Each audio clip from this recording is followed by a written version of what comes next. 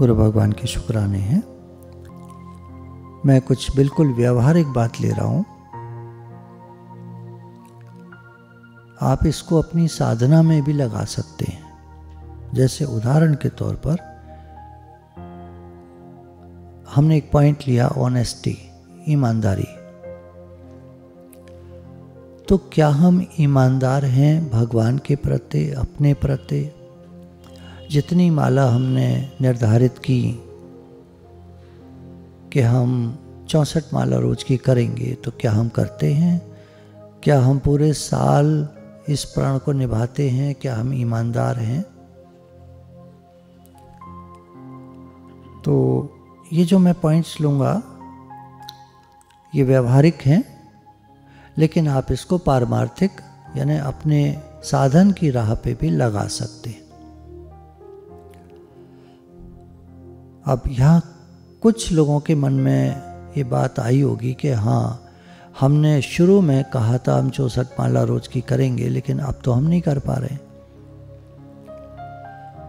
तो आपके अंदर एक गिल्टी फीलिंग आ जाएगी और एक रोज़ कुछ एक नेगेटिव फीलिंग आएगी, एक उदासी, मायूसी आएगी कि हम अपना कर्तव्य ठीक से नहीं कर रहे हैं। जो बात हमने की थी, प्रण किया था, वो नहीं कर रहे हैं।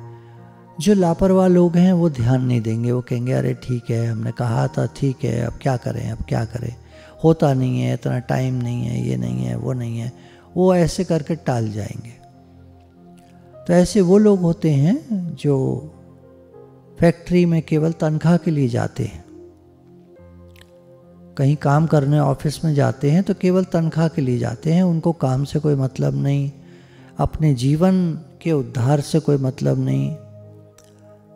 वो जो तनख्वाह वो ले रहे हैं वो गलत है एक तरह से, क्योंकि काम पूरा नहीं करते, बस बेगार टालते हैं। अरे करना है, अरे कर दो, ठीक से नहीं करते काम, बढ़िया करके नहीं करते। तो वो जो पैसा कमाया है वो बच्चों में भी वैसी संस्कार डालेगा, वो भी वैसे बनेंगे।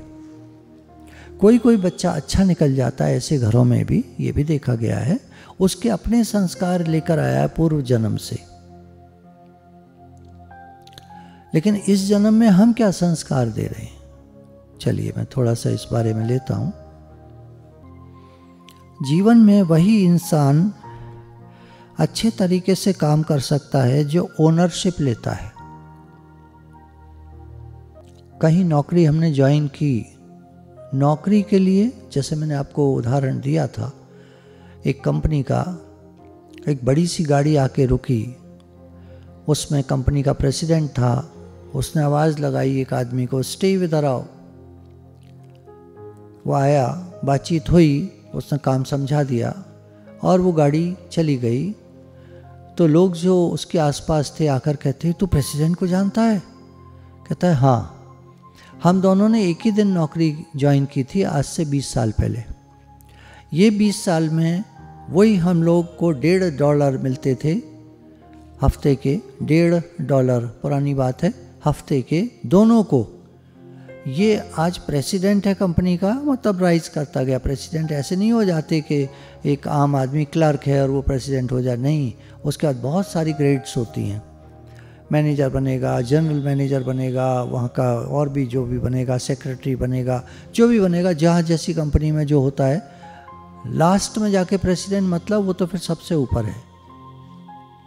उसके ऊपर जो भी बोर्ड ऑफ डायरेक्टर्स होते हैं, जो भी होते हैं, हर कंपनी का अपना हिसाब होता है। लेकिन ये बहुत बड़ी पोस्ट पे पहुंचा और ये आज भी वही क्लर्क बना हुआ था। पूछा ऐसे कैसे हो गया? बोला इसने कंपनी को ज्वाइन किया था, मैंने नौकरी को ज्वाइन किया था। ये फ़र्क मुझे बाद में समझ में आया, और अब जाके जब समझ में आया है, बहुत लेट हो चुका है, अब मुझसे उतना काम होता नहीं है, क्योंकि मेरी उम्र भी अब 45-50 साल की हो चली, तो अब मुझसे उतना काम नहीं हो पाता है। इसने जब 25 साल की उम्र में हम लोगों ने ज्वाइन किया था, तो ये इसके अंदर एक खुनकी थी, मेरी कंपनी है, ये भाव लेकर काम करता था। इसने 1-2 बार मुझे बताया अभी कि मैं ऐसे काम करता हूँ जैसे मेरी कंपनी है। तो मैंने उससे कहा अरे जा, मैं तो ऐसे करता हूँ, नौकरी करनी है भैया, महीने हफ्ते की तनख्वाह मिलनी है, महीने की तनख्वाह मिलनी है, मेरा ये भाव था। जो ओनरशिप लेता है वो दिल से काम करता है, हाथ से नहीं। एक बात बताएं, आप जब किसी के घर जाते हैं मिलने, तो आपको पता नहीं चल जाता कि वो उनका जो वेलकम करने का तरीका है वो दिल से है या औपचारिक है।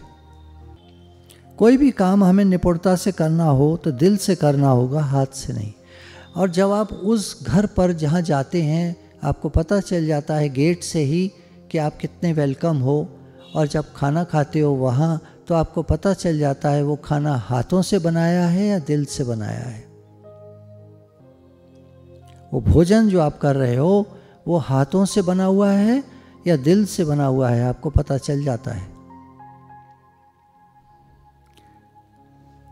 एक बहुत ही जनरल सी बात है, हमारे यहाँ सत्संग में कुछ लोग भोजन, जैसे हम कहते हैं थोड़ा सा बना लाना, कोई आए हुए हैं बाहर से आए हैं उनको साथ में रख देंगे भोजन, तो खबर बाद में आती है, कोई कहते हैं कि वो भोजन हमने शाम को किया, बहुत अच्छा लगा और कल तक रखा रहा, अगले दिन तक, और बहुत अच्छा रहा। कुछ लोग फ़ोन करके बताते हैं कि वो भोजन तो शाम तक ही खराब हो गया। तो भोजन हाथों से बना है, दिल से बना है, ये फर्क पड़ जाता है। बिना दिल से जीवन में कुछ करोगे तो असफल रहोगे, ऐसा देखा गया है। और दिल से जो काम करते हैं वो सफलता प्राप्त करते हैं। उसके लिए मेहनत भी होती है, अभ्यास भी होता है। जो दिल से काम करते हैं मेहनती बहुत होते हैं, अभ्यास भी बहुत करते हैं, बार बार अभ्यास करते हैं। एक बार आपने कोई सब्जी बनाई, ज़्यादा अच्छी नहीं बनी, हाँ ये गलती हो गई, गलती हो गई, गलती हो गई, अब दोबारा कब बनाओगे देखेंगे जब टाइम मिलेगा। बीत गए 3-4 महीने, फिर बनाई तो फिर खराब, अच्छी नहीं बनी, क्योंकि अभ्यास नहीं किया। मैं जब कोई सब्जी बनाता है ज़्यादा अच्छी नहीं बनती तो कहता हूँ अब इसको कल फिर बनाना, कल फिर बनाना, कल फिर बनाना। 5 दिन लगातार बनाओ, 5वें दिन वो चीज़ बेटर आ जाएगी, अच्छी आ जाएगी। और जब अच्छी आ जाए तो हर हफ्ते फिर बनाना, अभ्यास हो जाए तुमको। अभ्यास से निपुणता आती है ये भी, और अभ्यास से परमानेंसी आती है, परमानेंट हो जाता है अभ्यास। जिस काम को हम बार बार करते हैं, practice makes permanent. Practice makes perfect नहीं होता, ये जो हमने पुराना जुमला सुना है ये ठीक नहीं बैठता है। Practice makes perfect. परफेक्ट किस में? सच बोलने में, झूठ बोलने में, दोनों। जिस चीज़ की प्रैक्टिस करेगा आदमी उसी में निपुण हो जाएगा। तो practice makes permanent, the habit practice makes permanent. एक बार की बात है, वर्ल्ड फेमस एक पियानो बजाने वाले फ्रिट्ज क्रिस्लर एक जगह अपना कॉन्सर्ट कर रहे थे, प्रोग्राम कर रहे थे। तो वहाँ बहुत सुंदर, बहुत बढ़िया वायलिन बजा रहे थे। जब वो बजाकर उठे, चलने लगे, तो एक लेडी उनके पास आती है, कहती है आपने इतना सुंदर वायलिन बजाया, इतना बढ़िया वायलिन बजाया, मैं अपनी ज़िंदगी देने को तैयार हूँ ऐसा वायलिन बजाने के लिए। I am willing to give my life to play the violin the way you have done, the way you do. Kreisler बोले, मैम मैंने तो अपना जीवन दे दिया, क्या आप देंगी या खाली बात कर रही हैं? मैं अगर 1 महीना प्रैक्टिस नहीं करता हूं तो मेरी ऑडियंस मेरा परफॉर्मेंस में फ़र्क बता देती है। मैं अगर 1 हफ्ता प्रैक्टिस नहीं करता हूं तो मेरा परिवार मेरी परफॉर्मेंस में फ़र्क बता देता है। और मैं अगर 1 दिन प्रैक्टिस नहीं करता हूं तो मेरा अपना दिल, मेरा अपना मन उस परफॉर्मेंस में फ़र्क बता देता है। मैं खुद समझ जाता हूं, कल प्रैक्टिस नहीं करी थी ना। मैं देखता हूँ कुछ लोग एक्सरसाइज करते हैं, उनकी रिपोर्ट मैंने ली है।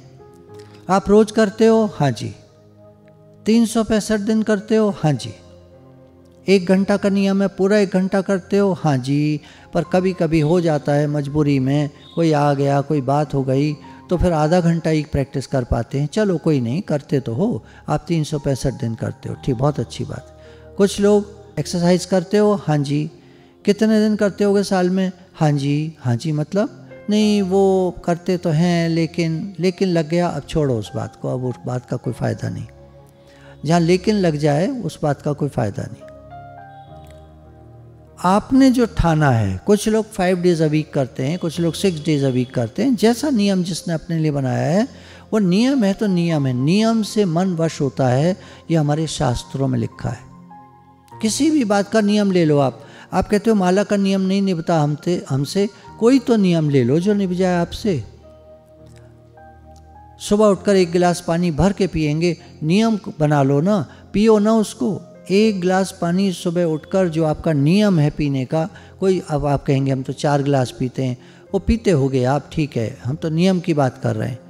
कोई नियम बना लो आप जीवन में, एक नियम ऐसा बना लो जो आपसे पूरे साल एक बार भी टूटे नहीं, और एक बार भी टूटे तो उसका अफसोस मनाओ, बहुत ज़्यादा उसका पश्चाताप, अफसोस होना चाहिए कि नियम आज नहीं निभा पाए हम, सॉरी, भूल गए या जो भी कोई कारण बन गया, नहीं कारण ये हो गया वो हो गया। अब कारण तो फिर कुछ भी हो सकते हैं, जो भी है, नियम बहुत बल देता है। तो आपने समझा इनका वायलिन जो बजाते हैं कि अगर एक दिन मैं प्रैक्टिस नहीं करता हूं तो मेरा अपना अंदर का मन बता देता है कल प्रैक्टिस नहीं की ना, देखो आज फर्क आ गया। हर बात को आप भगवान के लिए लगाते चले जाइए। जो भक्त लोग हैं जो इस बात को सुन रहे हैं, आप अपनी भक्ति पर लगाओ। देखिए अभी बात चल रही थी हाथों से काम और दिल से काम। यहाँ एक पॉइंट लेते हैं हम। एक फर्क है, हाथों से काम कौन करता है? आमतौर पर आप देखिएगा मजदूर करता है, या एक आम इंसान करता है, करना है तो करना है, रोज का काम है, हाथों से करता है, उसका दिल दिमाग की ज़रूरत ही नहीं, उसे आदत सी पड़ गई है, जो काम दे दो। एक बार एक मजदूर से ऐसे पूछा, भाई आप ये जो काम करते हो तो ये वाला काम आपको अच्छा लगता है? तो कहता अरे साहब मजदूरी करनी है, कोई काम दे दो, हमें तो करना है। एक बार एक आदमी पत्थर तोड़ रहा था मंदिर के बाहर, तो रिपोर्टर ने पूछा भाई क्या कर रहे हैं आप? पत्थर तोड़ रहा हूँ, दिख नहीं रहा आपको पत्थर तोड़ रहा हूँ? भाई काहे को तोड़ रहे? बोला पेट के लिए, रोटी के लिए, रोजी रोटी के लिए, बच्चों के लिए। एटीट्यूड है, एटीट्यूड। दूसरे मजदूर से पूछा भाई आप ये पत्थर तोड़ रहे हो किसके लिए? बोले मंदिर बन रहा है, मंदिर के लिए तोड़ रहा हूँ। कितना एटीट्यूड में फ़र्क है। एक मंदिर के लिए पत्थर तोड़ रहा है, एक पेट के लिए, रोटी के लिए, करना है तो करना है। क्या साहब जो काम मिल जाए हम तो करने को तैयार है, कोई काम दे दो, हम तो मजदूर हैं। वह है ही मजदूर। एक कारीगर होता है जो हाथ से और दिमाग से काम करता है। बढ़ई को देखिए आप, आपने कहा हमको एक मंदिर बनवाना है लकड़ी का, कन्हैया आए हैं हमारे पर नए, तो इनको राधा कृष्ण को हमको रखना है, मंदिर बना दो। सब कैसा बना चाहिए आपको? बोला ऐसे ऐसे कुछ ऐसे ऐसे बनाना। हमने आइडिया दे दिया। अब वो दिमाग से और हाथों से काम करता है, दिमाग लगाता है पूरा, और बार बार पूछता है हमसे, साहब देखिए अब देख लीजिए आप, ऐसे आ रहा है ये, हाँ भाई ठीक है, हाँ भाई जरा से इसमें ये और कर दो, हाँ जी हो जाएगा। तो कर करा के वो दिमाग से और हाथों से काम कर रहा है। खाली हाथों से करेगा तो बना ही नहीं पाएगा, मंदिर नहीं बना पाएगा। आपका लकड़ी का जो मंदिर बढ़ई बना रहा है, उसको हाथों से और दिमाग से काम करना है। कारीगर है वो, कारीगर है, क्राफ्ट्समैनशिप। तीसरे होते हैं कलाकार, जो हाथ से, दिमाग से और दिल से काम करते हैं। कोई कलाकार अगर मूर्ति बनाता है तो उसमें दिल दिमाग पूरा डालता है। कोई पेंटिंग बनाता है तो दिल दिमाग पूरा डालता है, तब पेंटिंग बढ़िया तैयार होती है। पेंटिंग तो हाथों से कोई भी बना देगा, कुछ भी बना, पहाड़ बना दो, नदी बना दो, सूरज बना दो, हाथों से बना दो, वो एक सी बन जाएगी। 10 बच्चे बैठे हैं, 10 से कहो हाथों से बना दो, वो एक सी बना देंगे सब। कोई बच्चा उसमें दिमाग भी लगाएगा। नदी के बाहर पेड़ कितना दूर, थोड़ा दूर तो होना चाहिए, नदी में खड़ा कर दिया पेड़। नदी में भी पेड़ होते हैं, पर जब बाढ़ आती है तो बह जाते हैं, तो हो नहीं पाते वहाँ पर। एक दिमाग की ज़रूरत होती है। पहाड़ी साइड में होते हैं, नदी और बराबर में पेड़ ऐसे होते हैं, पर जोर की जब बाढ़ आती है तो बह जाते हैं सब। तो दिमाग भी लगाएगा पेंटिंग में, और दिल लगाएगा अगर बहुत बढ़िया बनाएगा, बहुत सुंदर पेंटिंग बनाएगा, वहाँ वो मम्मी और पापा को भी बनाएगा घूमते हुए, और खुद को भी बनाएगा। ये मम्मी, ये पापा, ये मैं, दिल से भी बनाएगा। तो कलाकार जो होते हैं वो हाथों से, दिमाग से और दिल से काम करते हैं। जो सब्जी दिल से बनी होती है वो आप उंगलियां चाटते रह जाते हैं, बहुत अच्छी बनी है। और जो दिमाग से बनती है वो कॉमर्शियल टाइप की, प्रोफेशनल। सब्जी तो बहुत बढ़िया है, मिर्चा भी चटक है, ये भी है, वो भी है, ये भी है, वो भी, बहुत बढ़िया, बहुत बहुत मज़ा आया, खा के बहुत मज़ा आया। लेकिन जो दिल से बनती है वो अंदर तक एहसास करा देती है। कहने वाले कहते हैं घर में जो भोजन, आज सब्जी बहुत अच्छी बनी है, वो दिल से बनी है। तो अगर सक्सेसफुल होना चाहते हैं जीवन में, तो हाथ से, दिल से और दिमाग से, तीनों से काम करना सीखना चाहिए। धीरे धीरे आदत डालनी चाहिए, और ये तब आएगी जब हम ओनरशिप लेंगे। मेरा घर है तो हम अच्छे से रखते हैं, मेरा परिवार है तो उसको अच्छे से पूछते हैं, मेरा पैसा है तो संभाल कर रखते हैं, दूसरे का पैसा है तो कहीं भी छोड़ देते हैं। Take ownership. मेरा काम है, आपको भक्ति करनी है, भगवान का भजन करना है। मेरे तो गिरधर गोपाल, दूसरों ने कोई, भगवान मेरे हैं, मैं भगवान का हूं। इस भाव को रखकर तब भजन करो, तो भजन बढ़िया होगा। अब भगवान है पता नहीं कहाँ है, कहाँ नहीं है, गुरु जी ने ठीक से तो बताया नहीं, बस वो मंत्र दे दिया, इसे जपते रहो। तो ये मैकेनिकल हो गया, हाथों से हो रहा है, हाथों से माला चल रही है और मन में नाम जप हो रहा है। तो चलो दिमाग भी लग गया, हाथ भी लग गए, दिमाग भी लग गया, लेकिन दिल नहीं लगा। और जहाँ दिल से हमें ये बात समझ में आ जाती है, मैं कहाँ से आया, मैं किसका हूँ, क्या इस दुनिया में हमेशा रहना है, क्या ये घर मेरा हो जाएगा। ट्रेन जब आ रही होती है तो लोग कहते हैं हमारी ट्रेन आ रही है, हमारी गाड़ी आ रही है। हमारी गाड़ी? और लोग जो खड़े हैं वो तो नहीं कह रहे हमारी गाड़ी, क्योंकि उनको उसमें नहीं जाना, उनको जिसमें जाना है वो अगली बार आएगी, क्योंकि हमारी गाड़ी अब आ रही है। तो मैकेनिकल है। मेरा घर, ठीक है, आप कहते हो मेरा घर, और क्या आप रहते हो, आपको मिला है, आपका ही घर है, ठीक बात है, पर वो मैकेनिकल है, माना हुआ है, एक दिन छूट जाएगा। तो जो दिल से भजन करते हैं वो जानते हैं संसार में मेरा कुछ नहीं है, मेरे भगवान हैं, मैं भगवान का हूँ, भगवान मेरे हैं। फिर करो भजन, देखो कितना आनंद आएगा। हे नाथ, हे नाथ, मैं आपका बेटा हूँ, मैं आपका ये हूँ, वो जो आप मानते हो, जो आप मानते हो, भाई हैं, मित्र हैं, सखा हैं, ये हैं, वो हैं, जो आप मानते हो, माता पिता हैं, हमारे बुजुर्ग माता जी लोग हैं, वो कहती हैं ये गोपाल तो हमारा बेटा है, कन्हैया, ये लड्डू गोपाल जी जो रखे हैं घर में, हमारा बेटा है, ऐसे मानती हैं। कोई कुछ भी मानो, भगवान तो सब बात के लिए तैयार है। तुम ही हो माता पिता, तुम ही हो बंधु सखा, तुम ही हो, सब कुछ है भगवान, कुछ भी मान लो। एक बार की बात है, एक वर्ल्ड चैंपियन बॉक्सर ने एक बात कही कि बॉक्सिंग में, इस फील्ड में, किसी भी फील्ड में दो चीज़ें चाहिए, स्किल और विल। स्किल कह सकते हैं काबिलियत को, ज्ञान को, समझ को, पूरा समझ है, जिस गेम को आप खेल रहे हैं उसके बारे में आपको पूरी जानकारी है। You have the skill, you have the काबिलियत, आप लायक हैं, आप होशियार हैं, आपने उस गेम के सारी टेक्निकलिटीज़ को समझ लिया है, कैसे खेलते, कैसे पंच मारते हैं, कैसे ब्लॉक करते हैं, हर चीज़ समझ ली है आपने। तो एक तो काबिलियत होती है, स्किल, और एक इरादा होता है, विल, दृढ़ संकल्प। जैसे चैंपियनशिप में जब प्ले करते हैं तो दोनों ओपोनेंट्स के अंदर में ये होता है कि मुझे ये गेम जीतना है, पर एक के अंदर होता है मुझे इस गेम जीत कर ही रहना है। दृढ़ संकल्प। एक का संकल्प थोड़ा सा ढीला होता है, एक का संकल्प पक्का होता है। We need the skill as well as the will. एक के बिना दूसरा अधूरा है।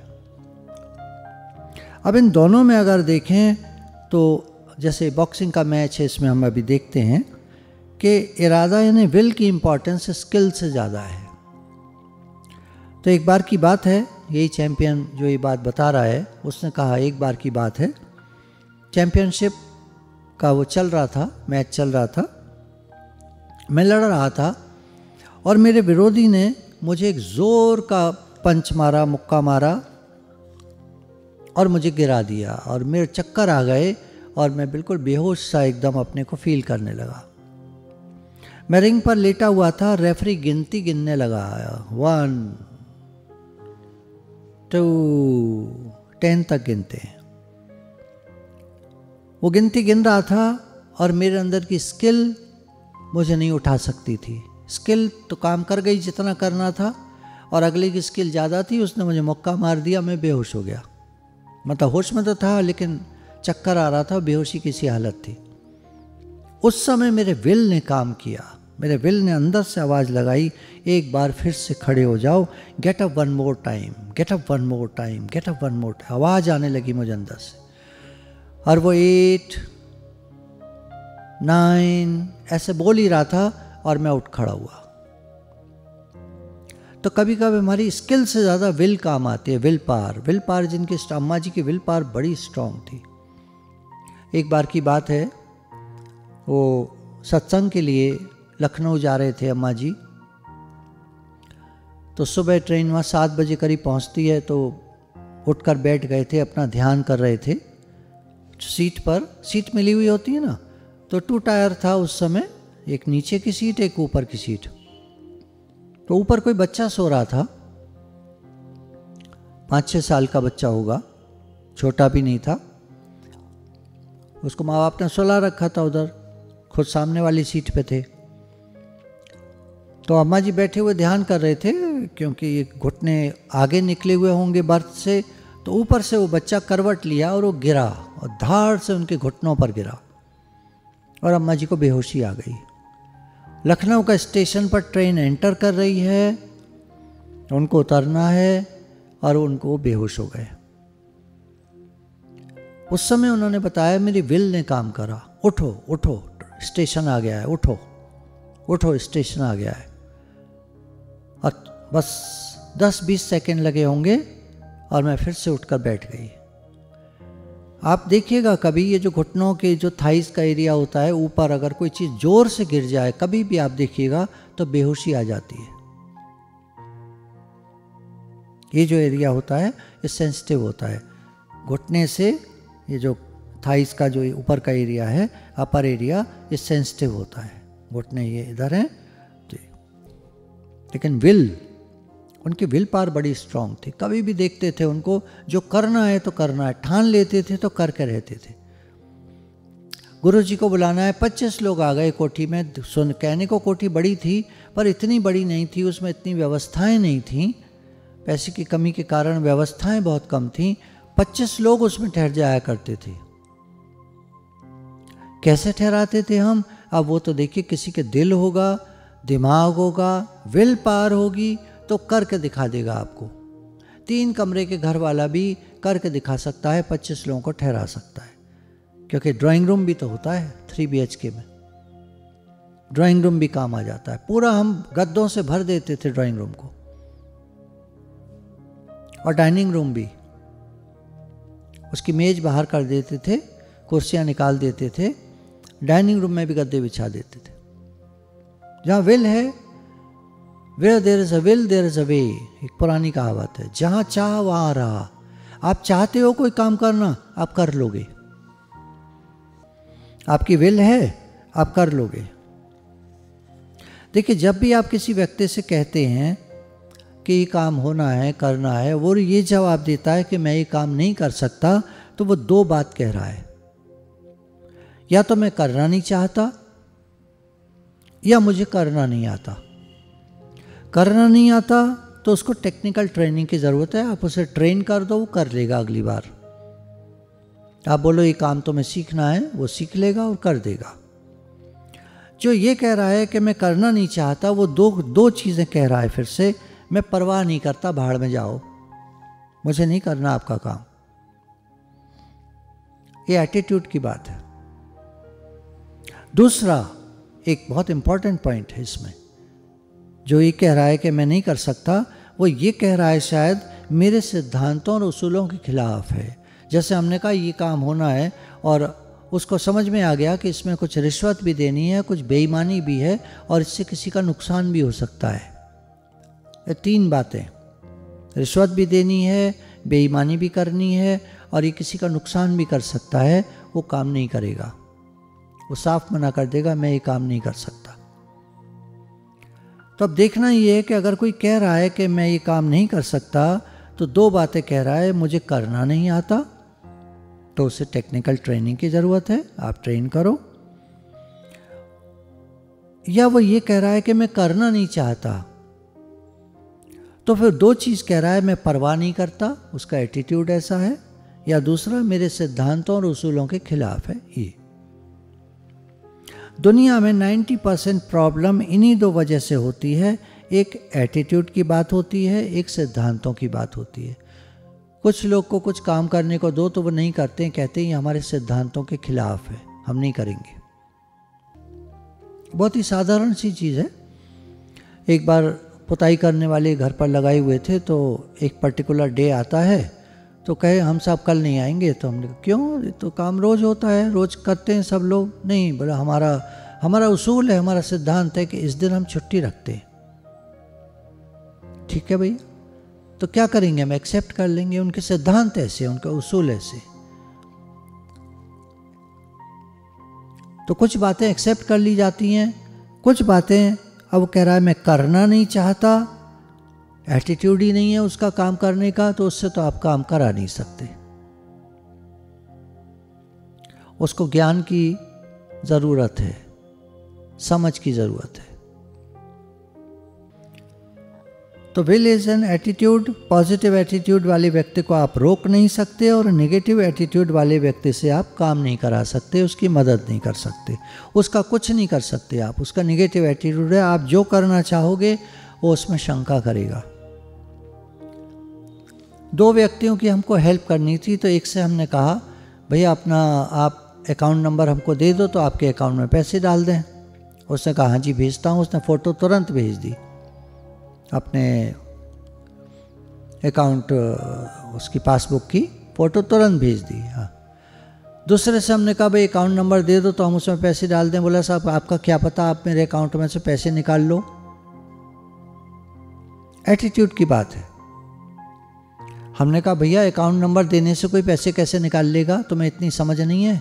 बोले सुनते हैं, टेलीफोन आते हैं लोगों के पास, अकाउंट नंबर बताइए, फिर ये बताइए, फिर वो बताइए, और पैसे उनके निकल जाते हैं। मैंने कहा OTP मांगते हैं, बिना OTP के पैसे नहीं निकल जाएंगे आपके। आप उनको OTP पकड़ा देते हो, आप पासबुक ATM का पासवर्ड दे देते हो उनको, ATM का जो आपका नंबर है वो दे देते हो आप उनको, तो फिर तो पैसे निकल ही जाएंगे।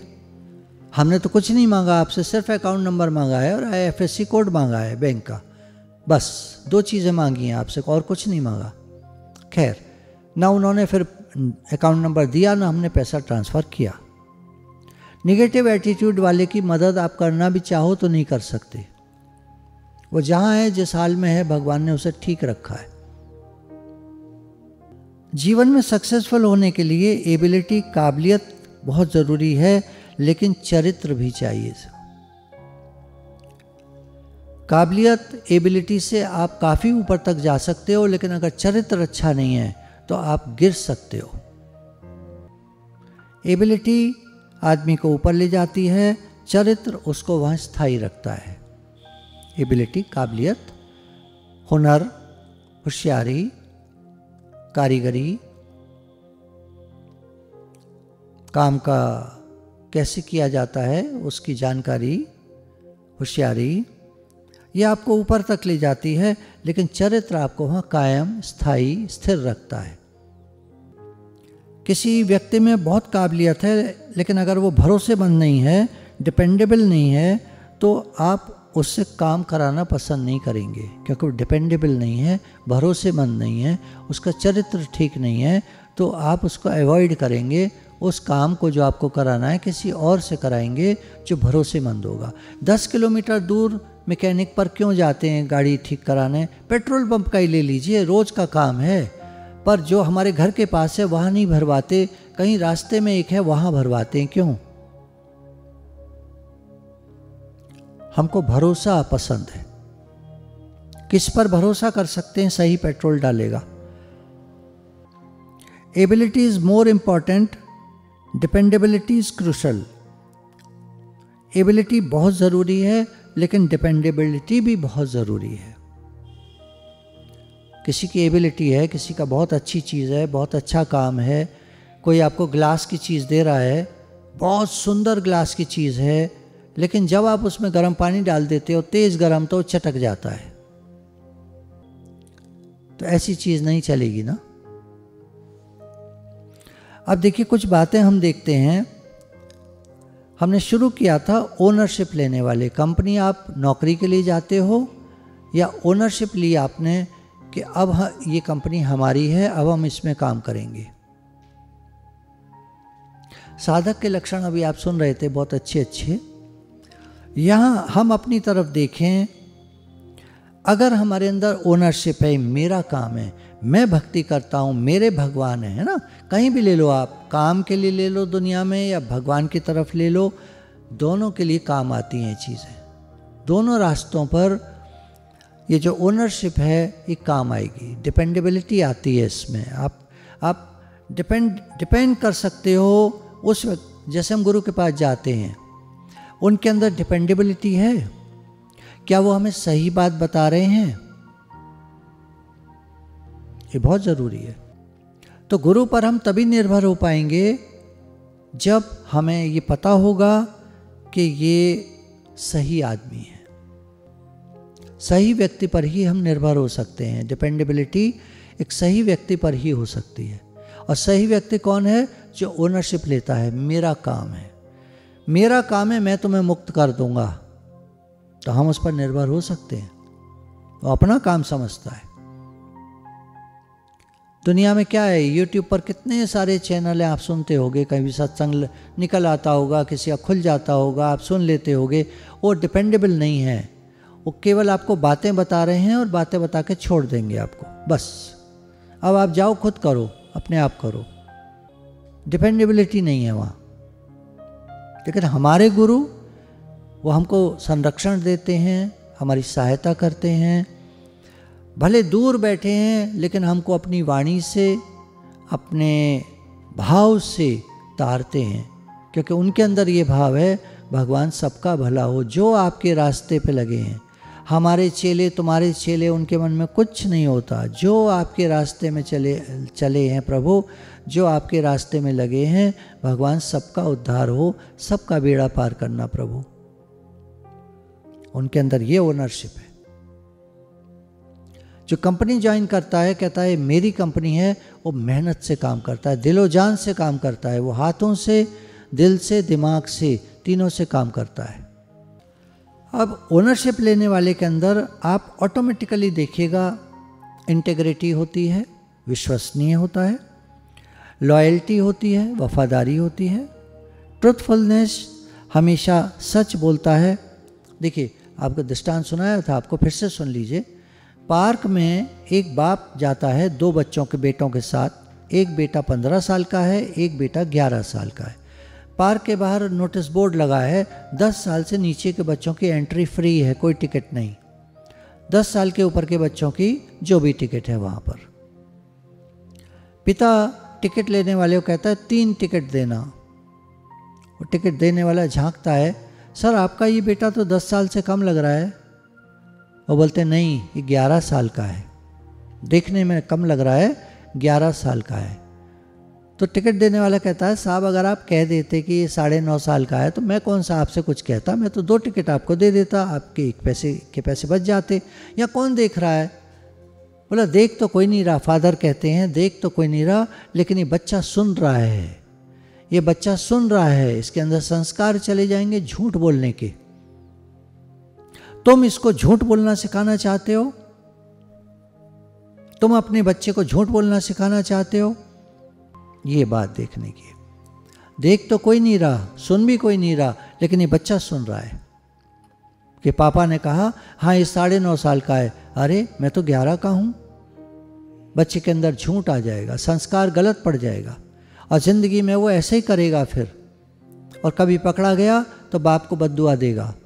एक लड़का था ना, स्कूल में रबड़ और पेंसिल चुरा लाया एक दिन। माँ ने कहा वेरी गुड बेटा, हमारा काम फ्री में चल गया। वो लड़का डाकू बना। जब फांसी पे चढ़ रहा था तो माँ को बुलवाया, माँ का कान काट लिया उसने। कहा माँ पास में आओ, कुछ कहना चाहता हूँ, और ज़ोर से उसका कान काट लिया। बोले इसी कान से तूने सुना था जब मैंने बोला था कि मैं रबर और पेंसिल चुरा के लाया हूँ, काश तू उस दिन मुझे रोक देती तो आज मैं यहाँ फांसी पर नहीं चढ़ रहा होता। तेरा बेटा तेरी वजह से फांसी पे चढ़ रहा है। हम अपने बच्चों में क्या संस्कार डालते हैं? कोई नहीं बेटा, छोटा सा झूठ है, छोटा सा झूठ तो कोई बात नहीं, छोटा सा झूठ है। वही छोटा झूठ बाद में बड़ा झूठ बन जाता है। हमने सोचा हम रोज रात को 1 श्लोक गीता का पढ़ के सोएंगे। आज नहीं, आज पढ़ नहीं पाए, बहुत थक गए थे। कल उठे तो क्या हो गया, एक दिन नहीं पढ़ पाए, आज 2 पढ़ लेंगे।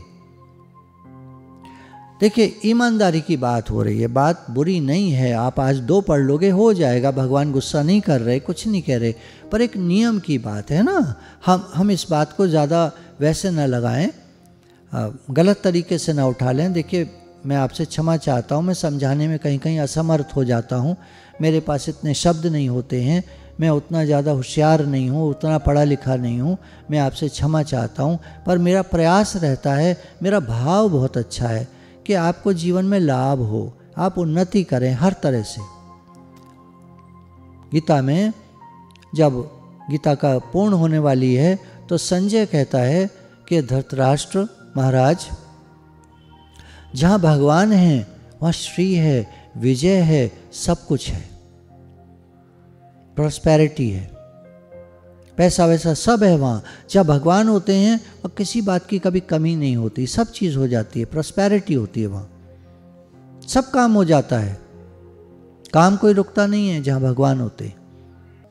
तो हम देखें, अगर हमारे अंदर ओनरशिप है, हमने ये प्रण लिया है कि हम भगवान के होकर रहेंगे, हम जो भक्ति मार्ग पर हैं, और जो सर्विस में गया है बच्चा, वहाँ ये फील करता है ये मेरी कंपनी है, तो उसके अंदर क्या क्या गुण ऑटोमेटिकली आ जाएंगे। देखिए आप, इंटीग्रिटी आ जाएगी, लॉयल्टी आ जाएगी, ट्रुथफुलनेस आ जाएगी, ऑनेस्टी आ जाएगी, रिस्पॉन्सिबिलिटी आ जाएगी, लीडरशिप आ जाएगी, कोऑपरेटिव होगा वो, डिपेंडेबल होगा वो, डिटरमिन्ड होगा वो, पैशनेट होगा वो, एंथुजियास्टिक होगा वो, एथिकल होगा वो, एथिक्स से काम करेगा, बेईमानी नहीं करेगा, हमेशा ईमानदारी से बढ़िया काम करेगा, सेल्फ मोटिवेटेड रहेगा, डिसिप्लिन्ड होगा, and he becomes a productive member of the company and the society.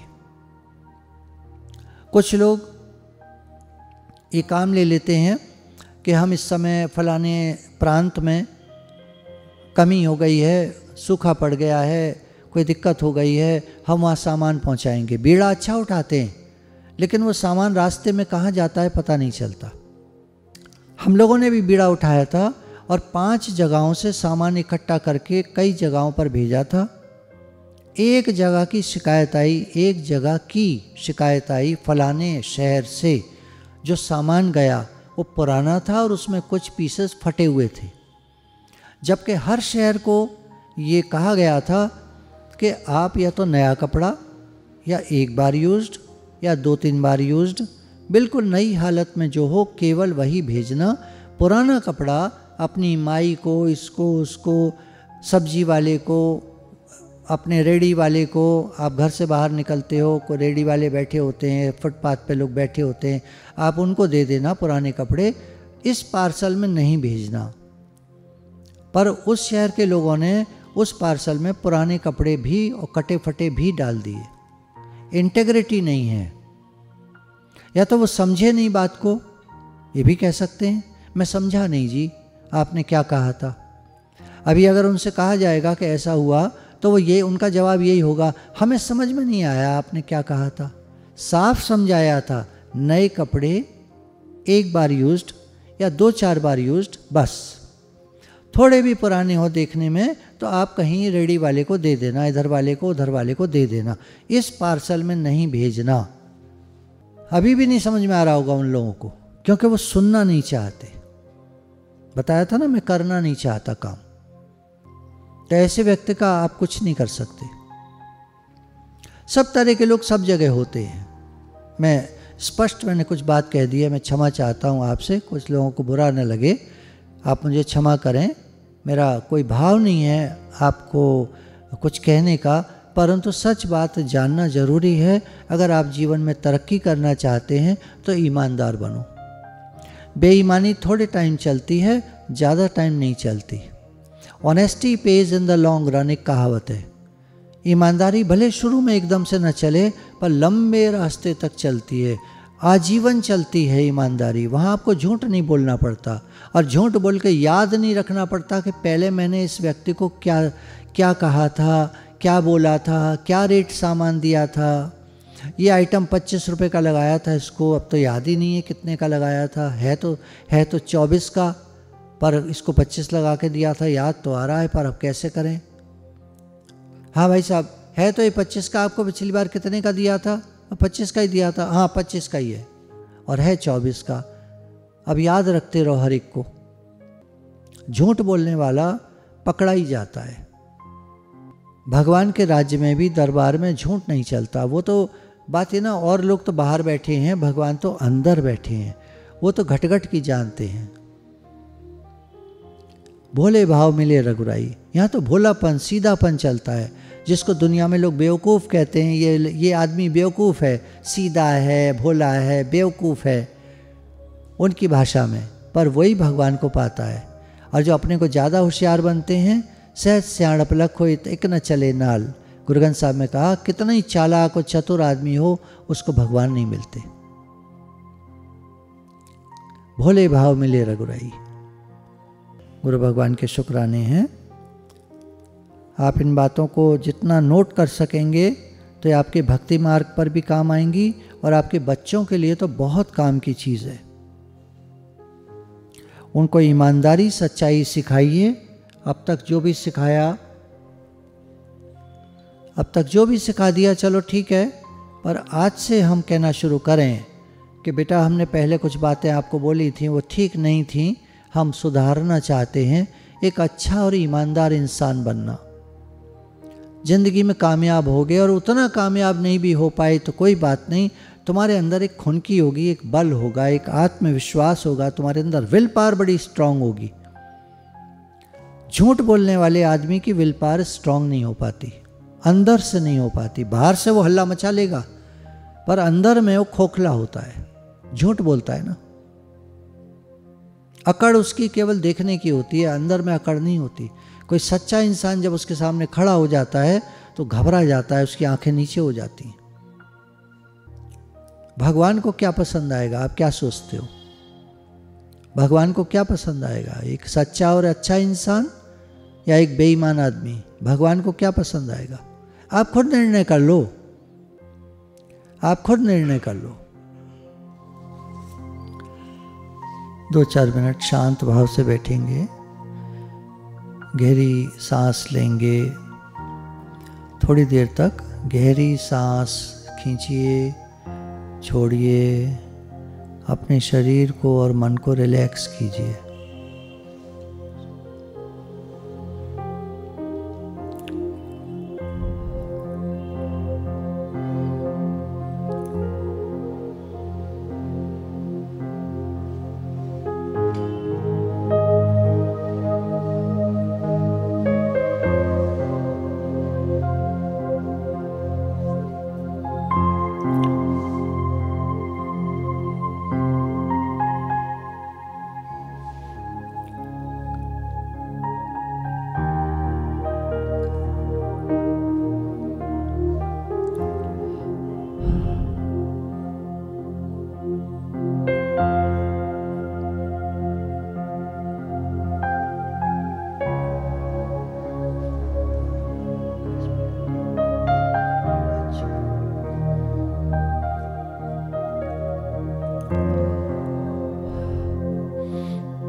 कमर को अपनी सीधा रखें। बैठने का पोस्चर गलत हो जाता है तो मन स्थिर नहीं होता।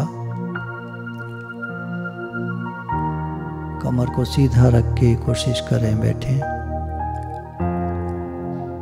गहरी सांस।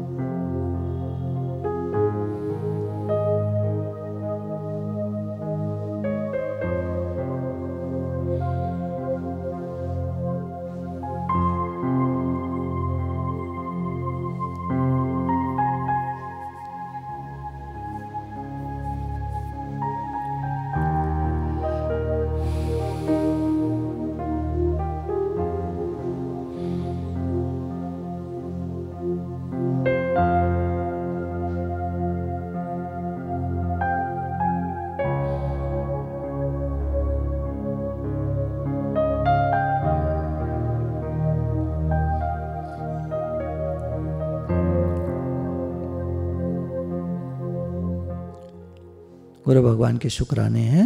राधे राधे भगवान जी, राधे राधे भगवान जी, राधे राधे भगवान जी।